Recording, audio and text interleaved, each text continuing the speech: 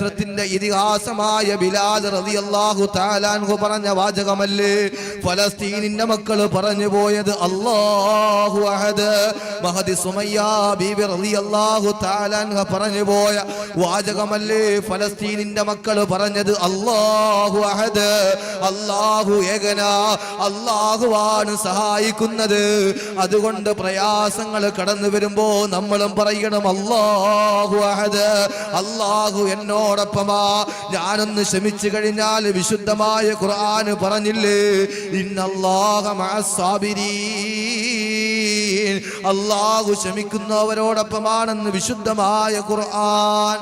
അതുകൊണ്ട് പ്രയാസങ്ങൾ വരുമ്പോ നമ്മളും പറയണം അല്ലാഹു അഹദ്, അല്ലാഹു അഹദ് എന്ന് നമ്മൾ പറയാൻ. ഭയം വന്നാൽ, വിശപ്പ് വന്നാൽ, ദാരിദ്ര്യം വന്നാൽ അല്ലാഹു അഹദ്, അല്ലാഹുവിന്റെ സഹായമല്ലാതെ മറ്റൊരു സഹായമില്ല എന്ന് പറയാൻ നമ്മൾ തയ്യാറാകണം. അല്ലാഹു ഭാഗ്യം നൽകി അനുഗ്രഹിക്കുമാറാകട്ടെ.